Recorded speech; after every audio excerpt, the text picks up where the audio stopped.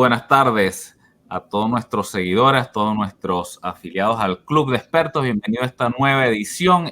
Y tengo acá a mi lado virtualmente al amigo, colaborador, socio aliado de la Academia ISPNL, por cierto, el doctor Miguel Guevara, quien nos acompaña en la tarde de hoy. Nos ha cedido el honor de estar con nosotros y de darnos información que de seguro va a ser súper valiosa para nuestra comunidad y también para quienes nos siguen a través de la página abierta de Facebook, soyexperto.club.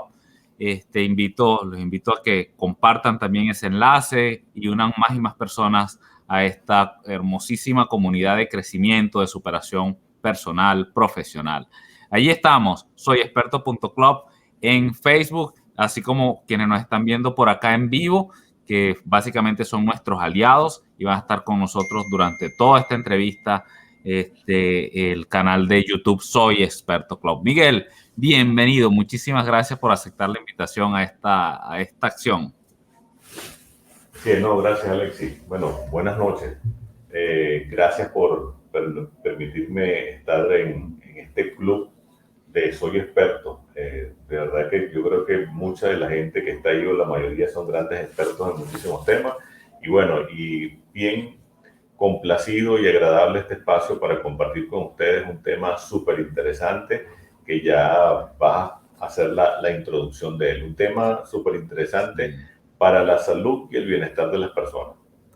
Sí, sí. Bueno, voy a leer brevemente algo de tu bio que tengo por aquí para que pues las personas sepan de quién se trata Miguel, al menos en lo profesional por ahora. Miguel José Guevara Hernández es médico cirujano especializado en gerencia de salud, con magíster en terapia de la conducta, organización de los servicios de atención primaria en salud, una certificación que hizo en Israel, estudios en administración de hospitales y clínicas privadas, diplomado en gerencia de salud en estudios superiores de salud, de salud ocupacional, convención en riesgos laborales, gerencia de pacientes, habilidades gerenciales y coaching neurointegrativo, derecho médico, manejo de desechos generados en centros de salud, componente docente en entornos virtuales, qué oportuno en estos momentos, gerencia de riesgos, emergencia y desastre del sector salud, sexualidad, coaching neurointegrativo en salud y bienestar, coaching médico. Qué impresionante, Miguel. Has estudiado muchísimo, definitivamente. Y pues Miguel nos acompaña el día de hoy para hablar de un tema bien interesante que hemos llamado pensamientos para la salud. Y vamos a dar también por ahí un abordaje a lo que es la psiconeuroendocrinoinmunología, que está muy bien relacionado con todo esto. Miguel, además de todo esto que he mencionado en lo profesional, cuéntanos en lo personal, ¿quién es Miguel? ¿Quién es Miguel Guevara? Sí, bueno, hay unos amigos que dicen que, bueno, todos esos títulos son importantes, pero hay que exponer el valor agregado de todo esto, ¿no? La propuesta de valor. La propuesta de valor, bueno, es que estamos aquí contribuyendo con un grano de arena para la salud y el bienestar de la humanidad. Eso es lo más importante que nos lleva a esos estudios. Bueno, Miguel es un venezolano, nacido en el estado de Anzoátegui, en el oriente del país, y dada por unas circunstancias que solo Dios sabe cuándo van a mejorar, tuve que salir de mi país con la familia. Estoy en Colombia, específicamente en el eje cafetero, en una zona muy bonita que se llama Santa Rosa de Cabal, un municipio al occidente de Colombia. Bueno, y desde aquí Dios nos ha dado la oportunidad de desarrollar una serie de aspectos que a lo mejor desde nuestro país no podíamos. Lo nombraste, el tema del componente docente en entornos virtuales. Comenzamos hace como 10 años con ese sueño de la virtualidad en la educación y bueno, nos tocó en nuestro estado ir abriendo camino, pues con hachas y asadones.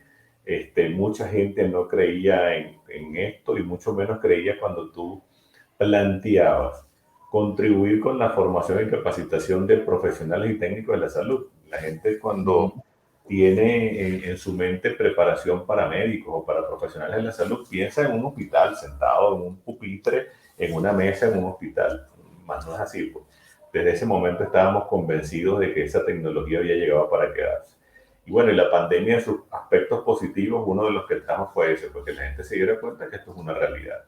Y en función de eso, el año pasado tuve la oportunidad con una compañera, con la doctora Midres Pérez, una excelente profesional también venezolana de la ciencia de la salud, de comenzar a trabajar en telemedicina, en el uso de las tecnologías de información y comunicación al servicio de la salud.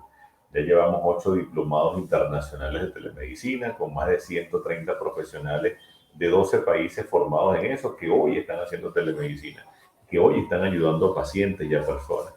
El mes de diciembre Dios nos dio la oportunidad de escribir mi primer libro en compañía de la doctora y hoy tengo la satisfacción de que el libro lo pude tener por primera vez en físico en la mano. Así que bueno, se me salieron unas lágrimas al leer nuevamente el libro, pero ahora en físico. Pues. Claro, claro, qué logro, ¿no? Qué Sí, magnífico. así es. Ahora, ese libro lo podemos conseguir también en Amazon, supongo. En Amazon, sí, señor. Excelente. Bueno, al cierre nos das las coordenadas para que nuestros seguidores Sí, sepan por ahí señor, así es. dónde y cómo conseguirlo. Y qué interesante lo que has mencionado, ¿no? El tema de la telemedicina hasta antes de la pandemia ya existía. De hecho, habían, especialmente en los países desarrollados, en Europa, acá mismo en los Estados Unidos, ya se estaba encaminando todo lo que era esta vertiente de la telemedicina. Sin embargo, a pesar de que eran, fíjate, estamos hablando de países desarrollados donde de algún modo ya esto venía empujándose, mucha gente no creía en esto, o sea, se resistía a tener consultas virtuales. Y pues imagínate para Sudamérica, para Latinoamérica. O sea, esto yo estoy seguro que fue una resistencia total, absoluta. Sin embargo, hoy día vemos uno que ya nos hemos adaptado, y me incluyo también allí, nos hemos adaptado, nos hemos acostumbrado y nos hemos hasta más bien lo pedimos, ¿no? A veces yo mismo he llamado a pedir alguna cita con el médico y le pregunto, ¿tengo que ir o lo podemos hacer por vía virtual? O sea, Sí. ya forma parte, ¿no? Como que de la cotidianidad de la parte médica, ¿no? Y es parte, tú mismo lo decías, de quizás los aspectos positivos que nos ha dejado esta pandemia, ¿no? Miguel, bueno, Claro, sí. y eso bien interesante. Ibas a comentar algo al respecto, a complementar. Sí, bueno, gracias por los saludos. Precisamente el amigo que nos habla desde el estado Bolívar en Venezuela. No creas que solo la telemedicina se hacía en países desarrollados. O sea, desde los años 1950 hay registros de uso de telemedicina. La primera vez que yo vi en vivo pues, el tema de cómo se utilizaba la telemedicina fue precisamente entre la frontera o cerca de la frontera del estado Bolívar, en Tucupita, en el Delta Macuro. Veíamos cómo, por ejemplo, desde la Universidad Central de Venezuela, desde el Hospital Universitario de Caracas, donde un gran centro de poder resolutivo en materia de salud, se acompañaba a los equipos que estaban en el área del Delta Macuro, en el Amazonas, en la Amazonia brasileña, por ejemplo, en la Guajira colombiana y en la Guajira venezolana, se viene utilizando telemedicina desde hace muchísimos años. Pero había un criterio que era el tema de la distancia. O sea, hablábamos de telemedicina cuando decíamos, estamos en Caracas y ya estamos acompañando a la gente del Delta. O estamos en Río de Janeiro y estamos acompañando a las personas de Manaus. No, resulta que ahora ya ese criterio de distancia no es así porque yo puedo hacer telemedicina estando aquí y teniendo a una cuadra, a unos metros de mi consulta o de mi casa o de mi oficina, algún paciente. Ya la distancia no es un criterio como tal. Pero esto es tecnología que llegó para quedarse. Sí, cosas, iniciativas interesantísimas. Hoy mismo veía, hoy o ayer, no recuerdo, veía una iniciativa de un grupo de médicos venezolanos ayudando a los venezolanos por el mundo a través de la telemedicina y de manera gratuita, ¿no? Bien interesante. No Sí, sé si llegaste a conocer o conoces esa iniciativa que están impulsando un sí, grupo de así es. médicos. Hay un grupo de médicos venezolanos que se unió a un grupo de tecnologías de información y comunicación en Chile y están en la parte beta de una app, pero para hacer telemedicina médico a médico, profesional a profesional. O sea, profesionales que ayudan a profesionales con consultas de emergencias, de urgencias, que es otro tema súper interesante también. Wow. Y bueno, fíjate cómo me llama mucho la atención, Miguel, el hecho de que has manifestado de algún modo que has sido, digamos, como que pionero en estas áreas, ¿no? En áreas ha incursionado en áreas de pronto disruptivas que dentro de lo que eran los patrones en el caso de la medicina. Y una de las áreas que en tu biografía veía es justamente el coaching, que has estudiado programación neurolingüística. Pocos profesionales de la salud, hasta hace, qué sé yo, un par de años, iban y buscaban este tipo de formación, este tipo de certificaciones. De hecho, y a pesar de que reconocido, sobre todo en el área en el mundo hispano, tenemos médicos reconocidos que han hecho aportes maravillosos justamente a disciplinas como la programación neurolingüística, perdón. Ahí podemos mencionar justamente al doctor Luis Arocha Mariño, quien te ha acompañado en varias certificaciones, en varios programas de certificación de coaching para la salud. Y tenemos también, bueno, el mismo doctor Edmundo Velasco, que son médicos y han hecho aportes maravillosos. Y justamente yo he dado varias certificaciones, formaciones de coaches. Encontrarnos médicos es poco común en este tipo de certificaciones. Y además de poco común, cuando están en los grupos son normalmente los más escépticos, los más duros, por decirlo de algún modo. Y me llama mucho la atención de que no solo hiciste una ni dos, sino que te has dedicado también a esto y ahora incluso a impartir formación en coaching para la salud y expresas tu conocimiento en programación neurolingüística aplicado a la salud. Cuéntame cómo fue esa transición, Miguel, no transición, porque entiendo que sigues ejerciendo como médico, sin embargo, has incorporado ahora estas herramientas y también las llevas y las impartes no solo a profesionales de la salud, sino a quien también quiera utilizarlas para sí o para afianzar su profesión. Sí, bueno, es parte de la historia interesante. Se lo voy a hacer muy, muy breve, lo más breve posible. Cuando yo estaba estudiando, hay un compañero que yo lo tengo en la gloria, que él, en los ratos libres en el estudio, él decía, bueno, fulano parece que va a ser cardiólogo, aquel va a ser obstetra, aquel. Y él me decía, a mí me preocupa, Miguel, porque yo no te veo como una bata y un estetoscopio, yo te veo como dirigiendo algunas cosas. Bueno, el hombre tenía razón. Yo me gradúo como médico, hago mi año rural, luego gano un concurso para ser residente de ginecología obstetricia en un hospital, hago mis 2 años de residencia en ginecología obstetricia, me escogen para que vaya a Caracas a hacer el posgrado de ginecología obstetricia, pero en ese momento me sale la oportunidad de hacer un diplomado en gerencia. Y bueno, yo me terminé enamorado de la parte de gerencia y de administración, por eso es que hice la especialidad en administración. E hice una maestría en administración de hospitales que no terminé porque también me salió la oportunidad de ir al Medio Oriente a hacer otro estudio. Entonces, en ese trajinar de la gerencia, un amigo con el cual estábamos organizando algunos cursos de gerencia me dice, yo conozco a Luis Arocha Mariño. Y le digo, ¿cómo? Es que Luis Arocha Mariño, imagínate, es un señor allá, una autoridad. Me dice, sí, la llamamos, hicimos una videoconferencia y logramos que él se incorporara y nos diera en un diplomado habilidades gerenciales y agregamos el tema de coaching neurointegrativo, pero para gerentes de servicios de salud. Ahí me termino enamorado del coaching y entonces unos años después Luis Arocha me dice justamente con esta amiga que escribimos el libro, oye, pero hagamos algo para médicos, para profesionales de la salud, y es cuando incorporamos eso.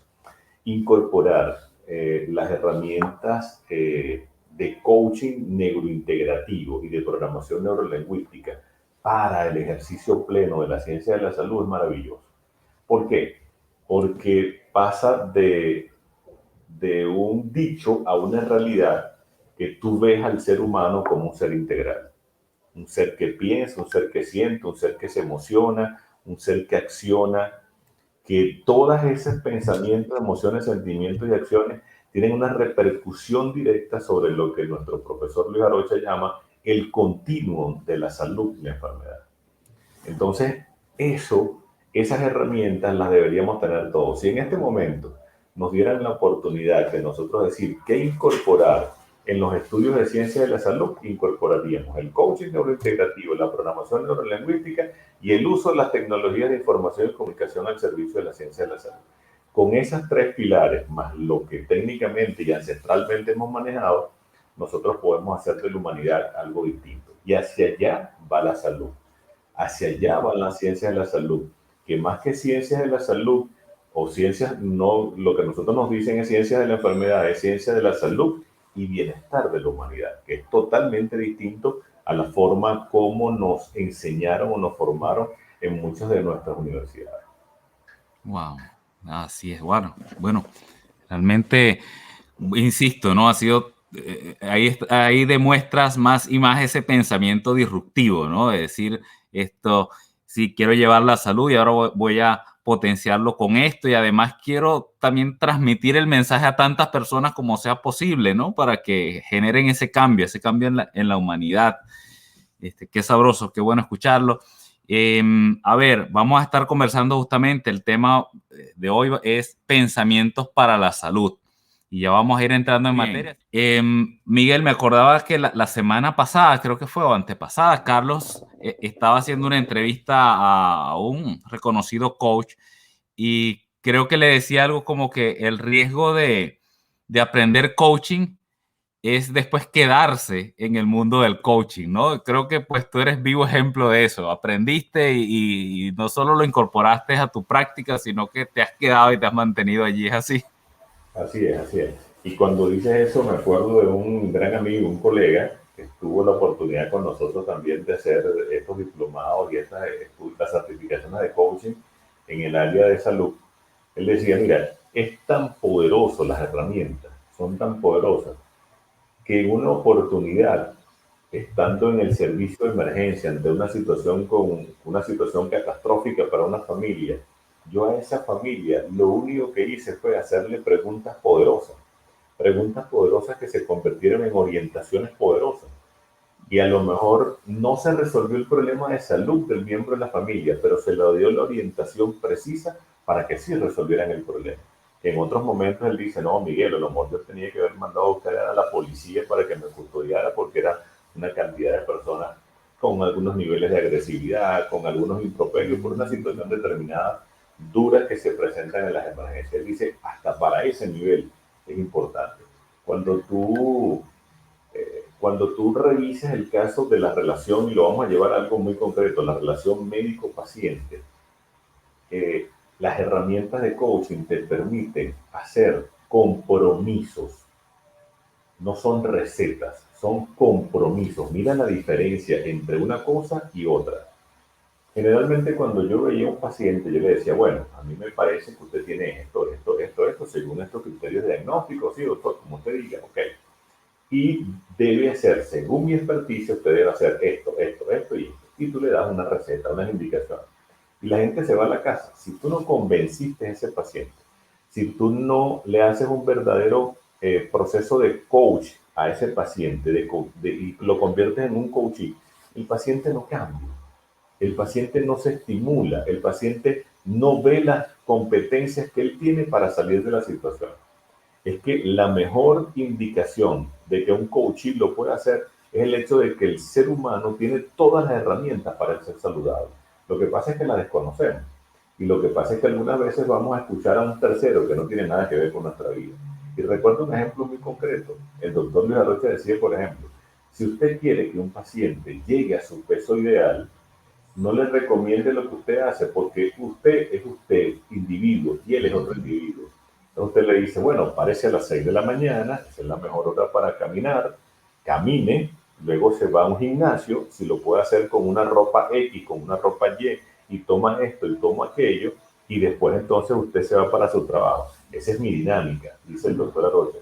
Pero resulta que el señor con que tú estás hablando es un celador, un vigilante de una empresa y él solamente tiene libre entre las 8 de la mañana y las 6 de la tarde, porque en la noche y la madrugada trabaja. Y tú le estás diciendo que camine a las 6 no puede caminar. Ahí perdiste ese paciente y perdiste la oportunidad de que él mejorara. Entonces, esas herramientas de coach aplicadas a los servicios de salud son fabulosas. Estoy hablando de la relación médico-paciente, pero si lo hablas de la relación de gerentes, de directores, de coordinadores, de personas que manejan sistemas de salud, también tienes las herramientas. Liderazgo, programación neurolingüística, comunicación efectiva, preguntas poderosas. Tienes la posibilidad de crear escenarios para que las organizaciones se den cuenta que tienen todas las herramientas para cambiar, para transformarse positivamente. Eso es coach aplicado a los servicios de salud. Sí, bastante claro, bastante completa la información y cómo puede ser aplicado el coaching en todas las áreas de salud, no solo de la relación con el paciente, sino desde el ámbito gerencial, ¿no? Y bien interesante que justamente dentro de tu formación como médico hayas complementado información de gerencia de salud, luego coaching y ahora integres eso en lo que todo ese conocimiento previo que habías desarrollado, ¿no? Pues creo que da un bagaje muy amplio. Bueno, más que nada me siento en este momento muy motivado a leer tu libro, ya después de escuchar todo lo que nos has mencionado, tengo que leer el libro, ahí lo tienes, Transforma tu consulta, Transforma tu consulta al mundo digital. Excelente, lo pueden conseguir en Amazon, ¿verdad? En Amazon, así mismo, sí En señor. Amazon, muy bien. Doctor Miguel Guevara, entonces el día de hoy me has dicho para conversar sobre pensamientos para la salud. Eso acordamos conversar Sí, el día de hoy. Ya para ir entrando en materia, ¿a qué te referías con esto de pensamientos para la salud? Cómo entrarle o cómo iniciar este abordaje para que nuestros seguidores comprendan exactamente de qué estamos hablando. sí. Hay un concepto que quiero dar, que es el pensamiento. El pensamiento es el proceso en el que una persona proyecta ideas y las relaciona de tal manera que constituye un todo con un significado. O sea, es una disposición natural que tenemos los seres humanos. ¿Ok? Entonces, partiendo de ese hecho, y además es en nuestra estructura superior como seres humanos, el pensamiento está ahí en ese nivel superior. En- si nos remontamos en la historia, Sócrates, Aristóteles, en la Biblia, en la palabra de Dios, consigues en muchísimas ocasiones el hecho de que la palabra tiene poder, que lo que sale de tu boca, lo que declaras, tiene poder.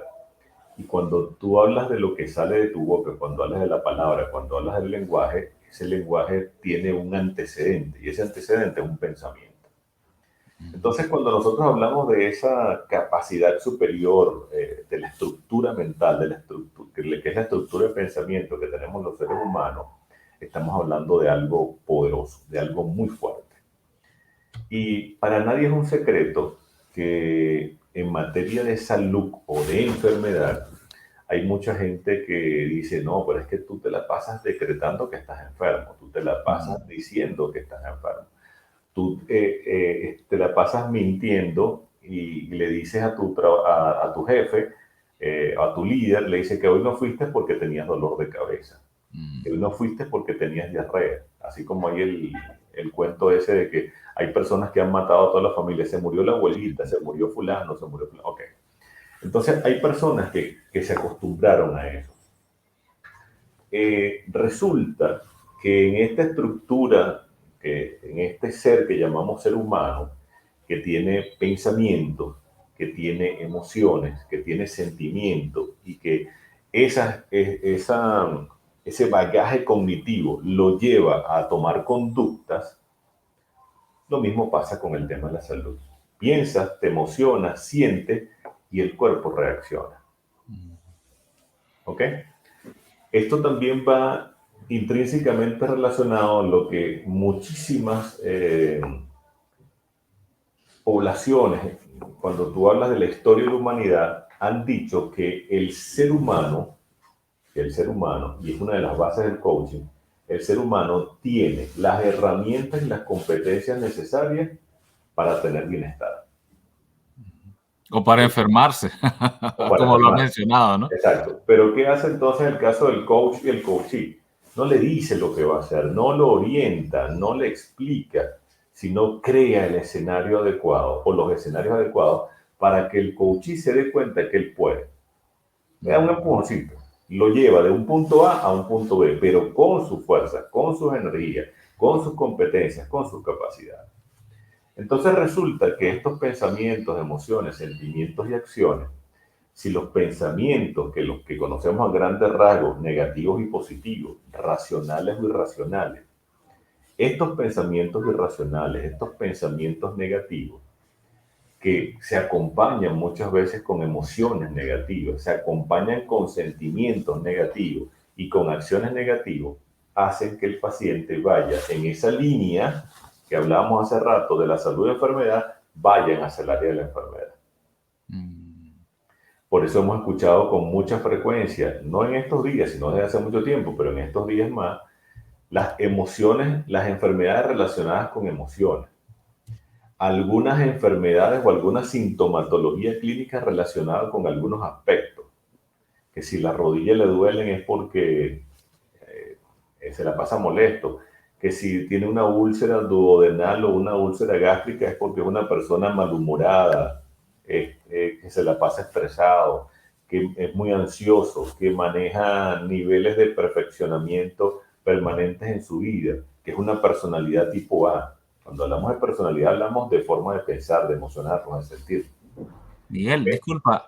Entonces, aquí estamos hablando de que la enfermedad no solo está en la mente, sino que sí existe, si fue creada, está allí, claro, creada quizá por esos pensamientos, pero la enfermedad está y existe, es tangible, ¿no? Y Claro, claro. no es que es una imaginación de la persona, no es que es ficticia, como de pronto muchas personas podrían pensar, no, tú lo que tienes es una enfermedad en tu cabeza, la enfermedad está en tu cabeza, sino Claro. que si muchas veces problemas de hipertensión son creados por esos pensamientos, como tú lo dices, problemas de úlcera y así, ¿no? Claro, no estamos hablando de patologías o de enfermedades mentales o psíquicas o Ujú. psiquiátricas o trastornos psicológicos, no, estamos hablando de enfermedades en general.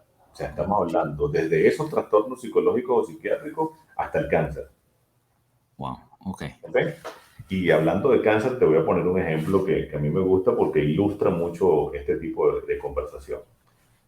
Eh, Algunas veces nosotros como médicos, o el que no necesariamente tiene que ser médico, sino que tú observas y tú dices, bueno, oye, yo conozco a una persona, a una señora, que se la pasa diciendo que ella tiene que irse con mucha frecuencia al mastólogo porque ella tiene alta probabilidad de hacer cáncer de mama.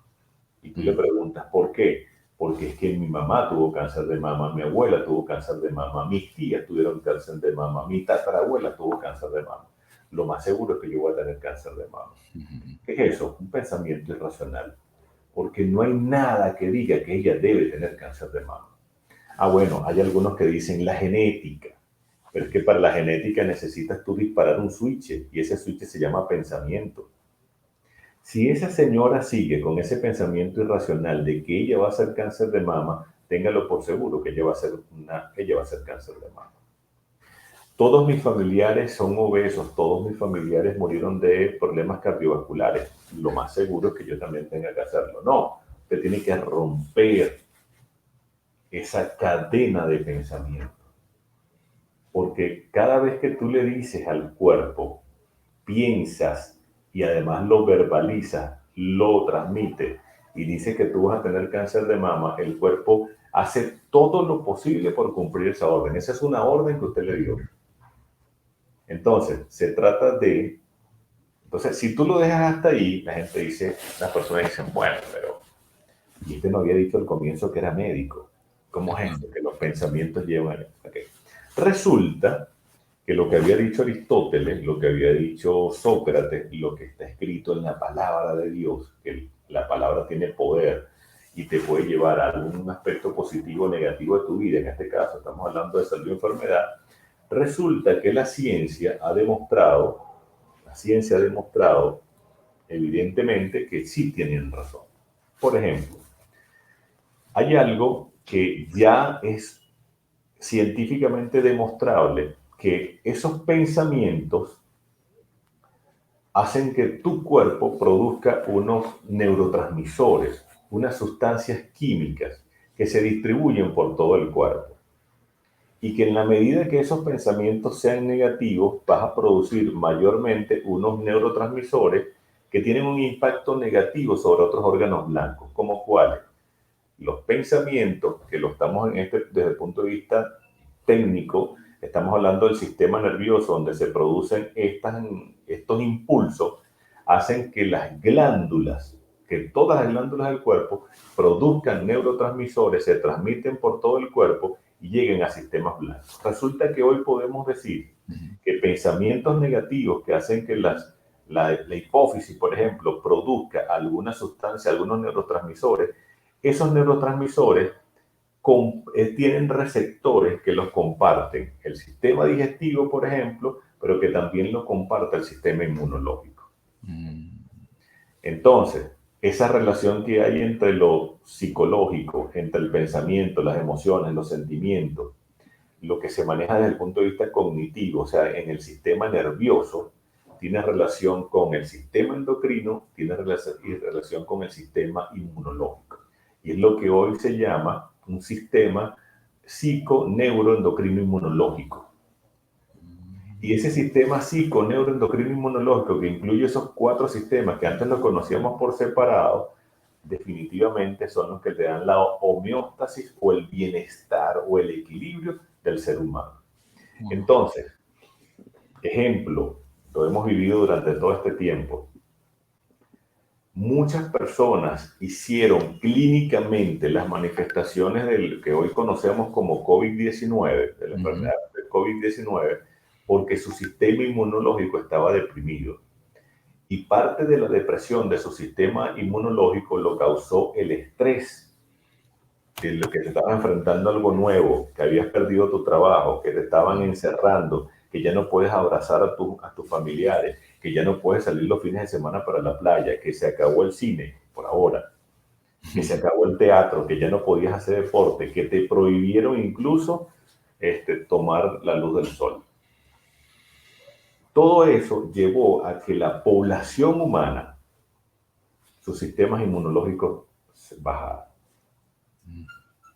¿Por qué si estamos en un salón y entra una persona con gripe y expulsa en una tos, en un estornudo, el virus y lo esparce por todo el salón, ¿por qué no todos hacemos gripe? El que hace gripe es aquel que dice, es que a 5 kilómetros pasa alguien que tenga gripe, a mí me da gripe. Esa persona está predisponiéndose para. Eso está demostrado. Miguel, y disculpa, no solo, aquí también vemos parte de la responsabilidad justamente de los profesionales de salud. Y lo que tú decías, la importancia de que los profesionales de salud conozcan de estas herramientas, ¿no?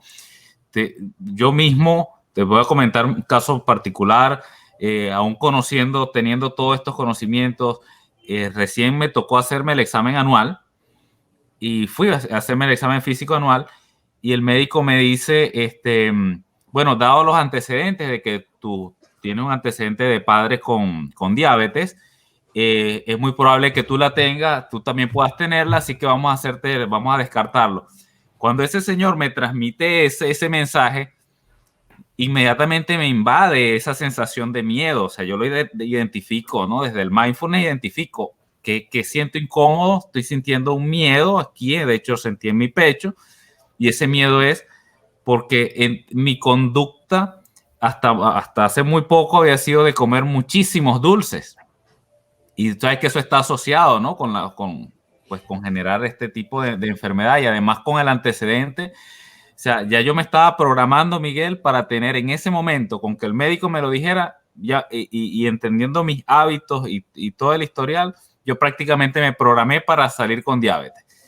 Claro, afortunadamente cuento con las herramientas, tomo un aire, respiro y pues hago el trabajo inverso en mi mente. Fui, me sacaron la sangre, hice mi examen. Afortunadamente pues salí muy bien, ¿no? Pero fíjate cómo se refuerza eso de esa condición mental. Quizás si yo me entrego a esa presuposición, hoy día estuviera declarado como diabético, ¿no? Quizás. Claro. No sabemos. Hay Pero algo ¿cuántas bien, personas les pasa eso? claro, Imagínate. hay algo bien importante. Tú lo comentaste. Ayer, por cierto, tuve la oportunidad, estábamos ahí viendo la televisión y estaban transmitiendo la película de Pat Adams, que es una historia real de este señor que fue muy disruptivo cuando ya estaba estudiando medicina, porque él decía que, sí, él creía pues en la ciencia médica, pero él decía que había algo más allá. Y recuerdo que una de las primeras cosas que él hizo como disruptivo en una revista médica formal, estaba el profesor con los estudiantes diciéndole la señora del pie diabético. Y entonces él dijo, ¿tienen alguna pregunta? Y preguntó un joven, ¿la parte cardiovascular cómo está? ¿La parte renal cómo está? Y él preguntó, ¿cuál es el nombre de la paciente? Por supuesto que lo vieron como el extraño, ¿no? En todo eso. ¿Por qué? Porque él estaba claro en la integridad de la persona.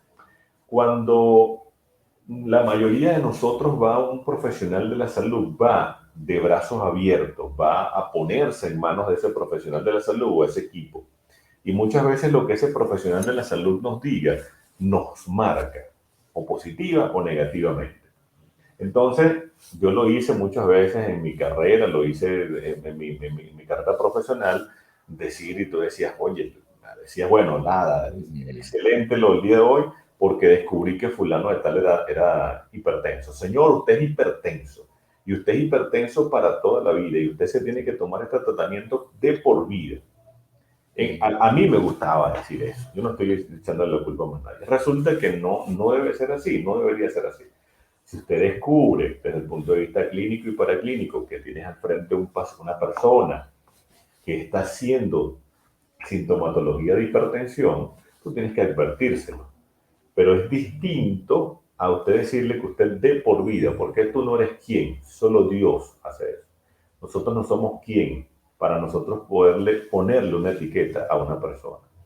Claro. Entonces, dice, mira, hay esta realidad, esto es una foto de su historia, esto es una foto de su historia, porque está demostrado también que pacientes hipertensos, diabéticos, pueden mejorar. Mira, en estos días yo me acordaba de un caso con este conocimiento de psico-neuroendocrino inmunología, de esa relación que hay entre lo psíquico, el sistema neurológico, el sistema endocrinológico y el sistema inmunológico. Hay personas que precisamente con diabetes han salido de esa condición, porque es una foto de la historia. O sea, él tuvo siendo diabético, según los criterios internacionales, 5 años, pero resulta que el año quinto ya mejoró, no tiene los criterios. Si tú no tienes los criterios, tú no tienes que seguir siendo el paciente que es diabético. No, ya es un paciente sano, ya es una persona sana, es una persona con bienestar. Entonces, esas son etiquetas que son buenas en un momento determinado para tú tomar las riendas de tu vida y mejorar, porque es verdad, ese paciente que tiene 300 de glicemia, obeso, tiene colesterol, triglicéridos, ácido úrico alto, tiene problemas cardíacos, tiene un ateroma, ya tiene, ¿cómo se llama? Un gran porcentaje de sus arterias y hace retinopatías, hace problemas. Sí, eso es verdad. Pero ¿qué ha pasado con ese individuo? Ese individuo no ha sido capaz por sí solo de tomar las riendas de su vida, de su salud. Entonces necesita muchas veces de equipos de profesionales que le digan, mira, en este momento tienes esta condición. Ahora vamos a ver a mejorarlo. ¿Dónde está el éxito de muchos de los orientales? En el caso, por ejemplo, de los chinos, los japoneses, que tienen organizaciones de salud y bienestar, no de enfermedades, de salud y bienestar integrales. Tienen el que sabe de relajación, el que sabe de yoga, el que sabe de acupuntura, el que sabe de medicina alópata, el que sabe de medicina homeópata, el que sabe de medicina ayurvédica, el que sabe de coaching, el que sabe de psiconeuroendocrino inmunología, el que sabe de alimentación inteligente. Eso debe ser los servicios de salud y bienestar. Por eso me preguntaba una amiga el año pasado, Miguel, ¿cuál es el futuro de los hospitales? No, yo creo que no debe haber hospitales. Lo que debe haber son centros de salud y bienestar. Que digan, aquí está una persona que en este momento tiene esta condición. Vamos a ver cómo hacemos coaching con ella. ¿Cómo le decimos, venga, aquí está el escenario para que tú te des cuenta que tienes que mejorar? Porque si no, la cosa puede ser incluso hasta de un desenlace fatal. ¿Ok? Por eso es que mucha gente, te pongo un ejemplo, tuve la oportunidad de estar en una conferencia internacional con representantes de los 3 primeros grupos que en el mundo atendieron COVID. La gente de Wuhan, unos italianos y unos españoles. Bueno, los italianos, por supuesto, súper tecnología. Los españoles no se quedaban atrás, un súper hospital. Y los chinos con su tranquilidad, dijeron, sí, nosotros montamos un hospital en 7 días. Pero ¿qué hacíamos en ese hospital de 7 días? Yo puse ahí la cuestión en grande en la pantalla con los audífonos bien escuchando para escuchar la super tecnología. Le dijeron, no, nosotros por cada 20 camas teníamos un equipo de salud. En la mañana hacíamos tai chi. Luego a media mañana hacíamos musicoterapia y muy importante, 2 veces al día teníamos interconectividad de cada paciente con sus familiares. Esa es la razón por la cual se salvó mucha gente.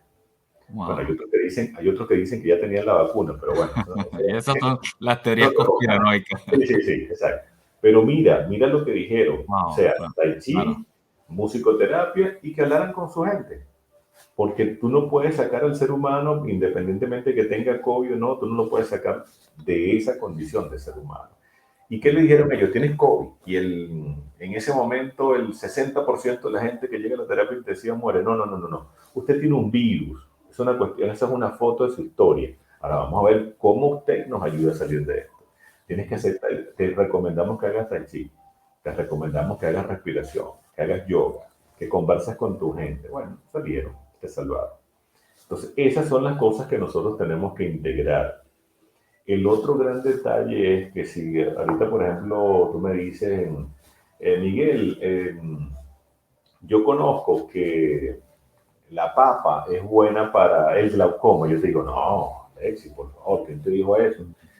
Y muchas veces mi opinión está basada en mi desconocimiento. Entonces, lo que yo no sé no es que no existe, es que yo no lo sé. Yo no te puedo decir en este momento que la acupuntura es mala. Yo no te puedo decir que, por ejemplo, el ejercicio cardiovascular aeróbico es malo. No. Eso es ciencia, eso lo produjo el hombre.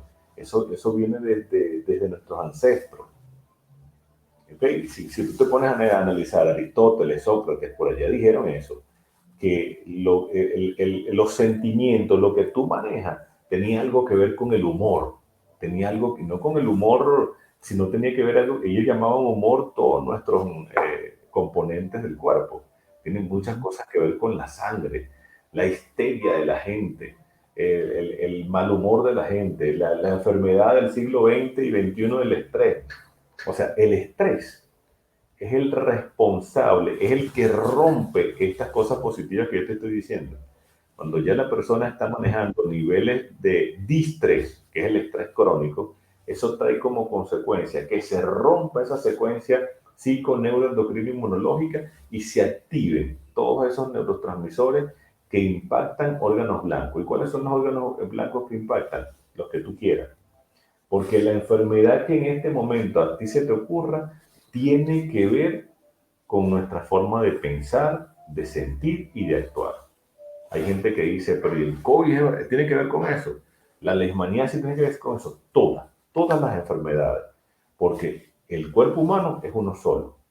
Hay gente que se ha salido, ha superado, incluso cáncer, ha superado procesos infecciosos, ha superado, por ejemplo, enfermedades como artritis reumatoidea, enfermedades del tracto digestivo. El tracto digestivo, hay gente, yo una vez me acuerdo de haber visto un historial de un paciente que tenía procesos inflamatorios del sistema digestivo desde los labios hasta el ano, o sea, era todo.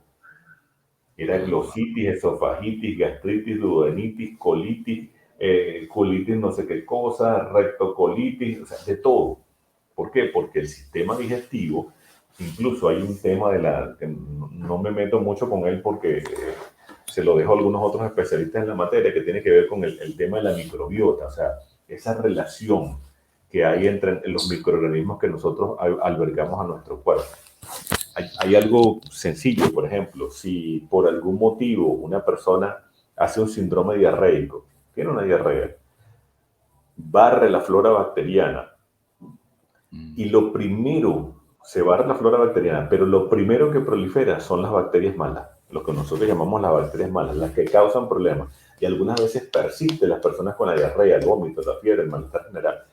Entonces, resulta que es que esas bacterias que todo ese complejo de microorganismos que nosotros tenemos en nuestro cuerpo, que se llama la microbiota, también tiene que estar en un perfecto equilibrio.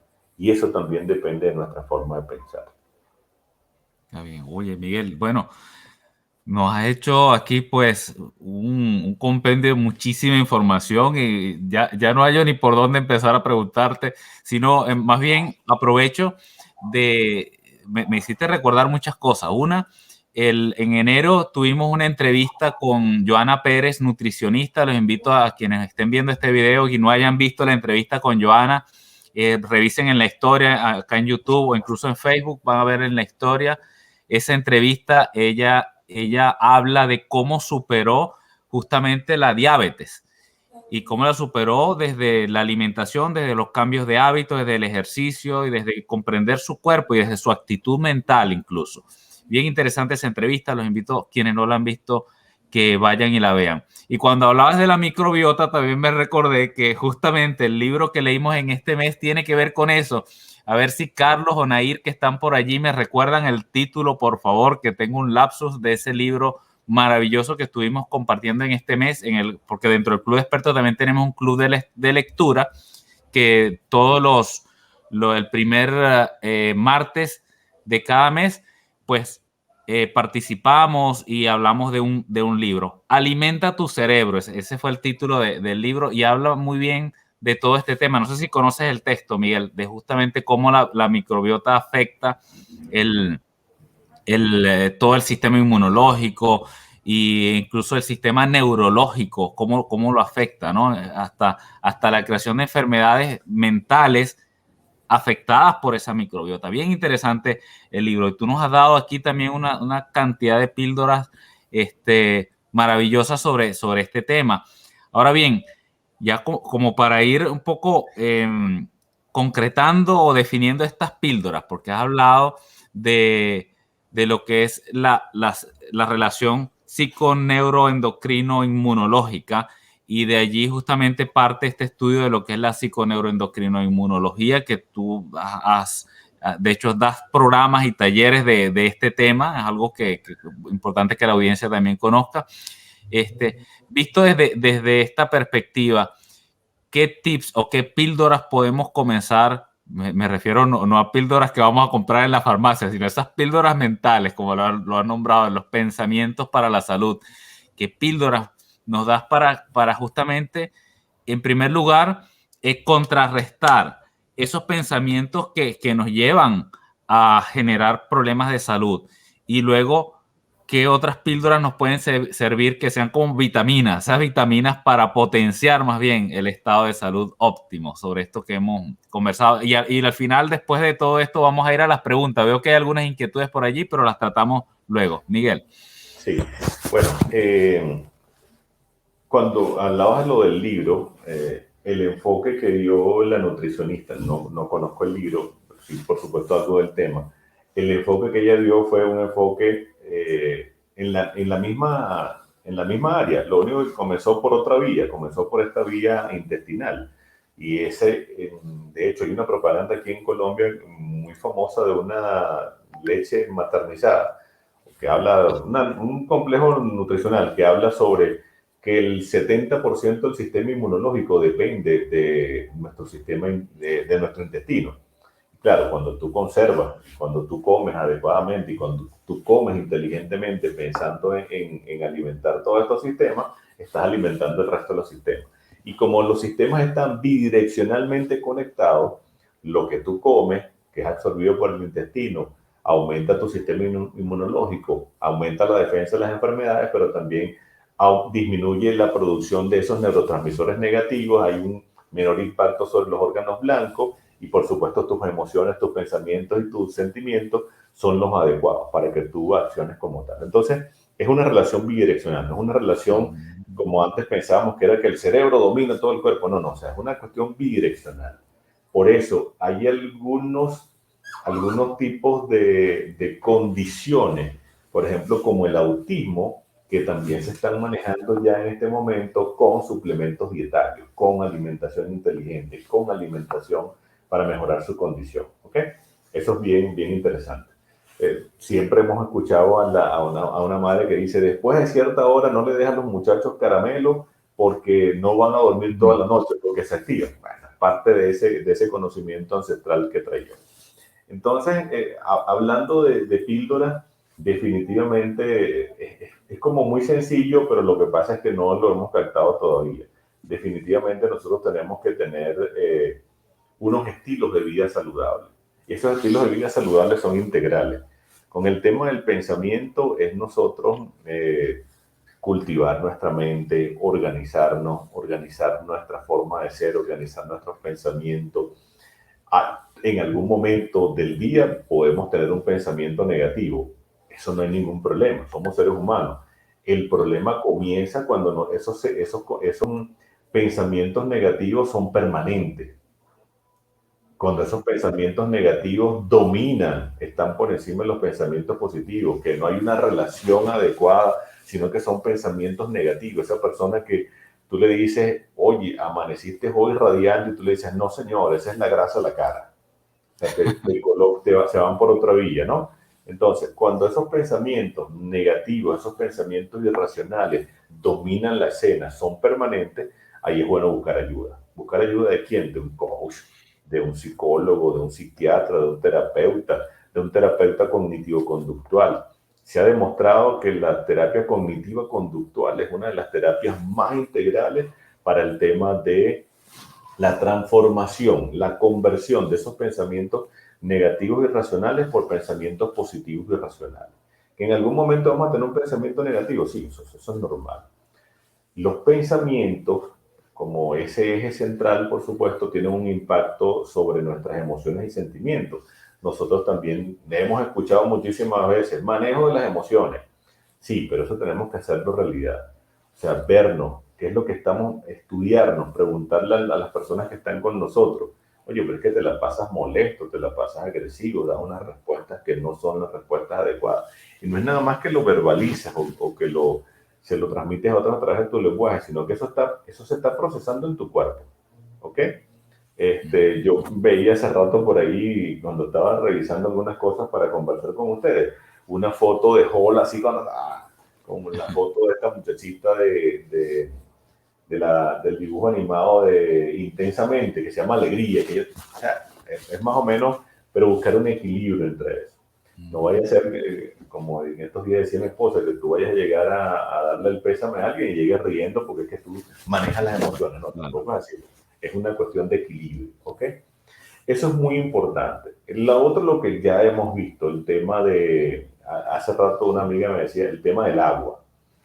Hay un dibujo que a mí me gusta mucho, que es el trompo de la alimentación, con sus diferentes niveles, y ese trompo, esa zaranda, acuérdense que necesita una cabulla para nosotros activarla y que ella gire. Bueno, esa cabulla, esa forma de girar eso, es el agua, ¿ok? Eso es bien importante. El ejercicio físico, el tomar, por ahí vi una pregunta que ahorita vamos a ver, el tema de tomar el sol en los horarios más adecuados posibles, 9, 10 de la mañana, 3, 4 de la tarde. Bueno, nosotros necesitamos de la luz del sol para, primero que limpia el órgano más extenso, que es la piel. Y la otra cosa es que en la piel nosotros tenemos un precursor de la vitamina D, que es una vitamina fundamental para el crecimiento, para el desarrollo físico e intelectual, pero también es una vitamina muy importante para la integridad del sistema neurológico. ¿Ok? La otra cosa que es una píldora muy importante es el tema de la socialización, de nuestra conducta social. Nosotros somos seres intensamente sociales. Nosotros tenemos que estar en permanente relación con nuestra familia, con nuestras parejas, con nuestros hijos, con los amigos. Nosotros tenemos que cultivar el tema de la amistad. ¿Ok? Hay otra cosa que tiene mucha relación con esto y que algunas veces es fácil decirlo, pero todos hemos tenido nuestros inconvenientes con ello. Es el tema que es una píldora fundamental. Es esa que está así en la farmacia, que debería estar en la farmacia en la entrada, y se llama el perdón. ¿Ok? Se llama el perdón. Y ese perdón nos trae como consecuencia el amor. O sea, cuando nuestro Señor Jesucristo se estaba, y ellos no lo sabían, a los discípulos despidiéndose, diciéndole que Él se tenía que ir a un sitio donde ellos no podían ir, y que en ese momento, en esa cena, había alguien que lo iba a entregar. Él les dijo, yo les doy un mandamiento nuevo, amaos los unos a los otros como yo los amo. Eso es fundamental. El poder del perdón y el poder del amor son fundamentales. Entonces, ¿qué pasa? Y aquí no quiero ser de esas de las teorías de conspiración, pero hay muchas cosas que pareciera que no fueran coincidencias. Nos encerraron en nuestras casas, nos dieron un primer momento que no podíamos comenzar a salir a hacer ejercicio, no nos permitían tomar sol. A los adultos mayores les decían que no se asomaran a las ventanas, nos quitaron la posibilidad de abrazar, de besar, de compartir, de socializar. Nos sometieron a un estrés tremendo que todavía estamos sometidos a ese estrés, y por ahí hay una pregunta que hacía uno de los compañeros, que las estadísticas, ¿ok? Hay una píldora importante, dosifique la información que viene de afuera. Usted no puede estar las 24 horas del día pendiente de un noticiero de cuánta gente murió o cuánta gente no murió. Ya es muy duro. Ya es muy duro saber que una persona que usted conozca, un familiar, una persona cercana, le hayan dicho que murió de COVID, que usted no puede acompañar a los deudos, que usted no lo pueda ver más nunca. Los metieron allá y no sabemos cómo es el asunto. O sea, ya eso es bien, bien fuerte. ¿Ok? Entonces, esa forma de cómo se ha manejado todo esto ha traído sus consecuencias negativas porque ha disminuido los niveles de defensa nuestra. Entonces, es bien importante que nosotros tenemos, o sea, vean, lo que les nombré, el agua, no nos cuesta prácticamente mucho. El hacer ejercicio físico depende de nosotros. El tema de la alimentación inteligente, algunas veces dirán, bueno, pero es que hacer una alimentación, una dieta especial. No estamos hablando de dieta especial. Si nosotros ponemos a ver qué es lo que en realidad deberíamos comer, eso es lo más económico y lo que se consigue más fácil. Lo que está en la, como dicen los nutricionistas, lo que está en la periferia del supermercado. Pero a nosotros no nos gusta meternos en la periferia del supermercado. Nos vamos al centro del tema procesado. ¿Ok? Nosotros ya no nos gusta comernos una fruta, tomarnos un jugo de fruta. Ah, bueno, pero sí una gaseosa. Y hay un tema dentro de esto de la parte de nutrición y la microbiota, que es el tema del pH. También está demostrado científicamente que el pH en el ser humano debería estar en un rango de un pH básico, de 7.3 hacia arriba. Entonces, eso nos da una orientación de qué comer. Todas esas cosas que no deberíamos comer, lo que hacen es acidificar el pH del cuerpo humano. Resulta que está demostrado que ninguna enfermedad puede desarrollarse en un cuerpo humano si el pH sigue siendo un pH básico. Entonces, ¿cómo mantengo el pH básico? Haciendo todas estas cosas que le dije, más el tema de la alimentación. Y hay otra que es dos que son también súper importantes, y no quiero ser un catedrático con esto en materia de píldoras para la salud. Es el tema del sueño. Muchos de nosotros decimos, pero es que bueno, es que no consigo el sueño, es que me acuesto tarde, me acuesto temprano, o casi no duermo. Deberíamos estar durmiendo 8 horas. No, es que bueno, yo duermo esas 8 horas desde las 2 de la mañana hasta las 10 de la mañana, o sea, como usted quiera dormirlas, pero bueno. Sí es importante es el sueño que vaya acompañado de ese ciclo circadiano. Y ese ciclo circadiano, el tema del descanso es cuando cae la luz del sol. El tema que nosotros nos volvemos a activar es cuando aparece la luz del sol. O sea, nosotros también somos seres que nos manejamos que estamos en este planeta y nos regimos por muchas de esas leyes naturales. Entonces, el hecho cuando por algún motivo, con alguna profesión, usted tiene que dormir al revés como tal, hay que hacer algunas consideraciones, ¿okay? Para eso, para que usted pueda descansar. ¿Ok? Esas son cosas sumamente importantes. Y eso, cuando yo comienzo a compilar todo esto, me lleva a una cosa muy importante que fue el comienzo de esta conversación. Nos permite tener pensamientos para la salud y el bienestar. Oye, qué interesante, y bueno, y esto lo voy a tomar como mi mayor aprendizaje de esta jornada de hoy, es el tema de la bidireccionalidad, ¿no? No es solamente tener los pensamientos positivos para generar un estado de salud positivo, sino que trabajar en lo físico que hace que mi estado de salud sea positivo para que también esos pensamientos surjan de manera positiva. Entonces, es esa bidireccionalidad, ¿no? de los sistemas que planteabas. Interesante. Plantean grandes autoridades de coaching en la programación neurolingüística que el primer deber de un coach es estar lo más saludable posible. A ver, bueno, creo que ya con esto hemos cubierto gran parte de ese contenido que traíamos para hoy. Yo creo que gran parte no, mucho más incluso de lo que teníamos previsto. Muchas gracias a los invitados, a nuestros seguidores que nos estuvieron también escribiendo y dando gracias por esta entrevista.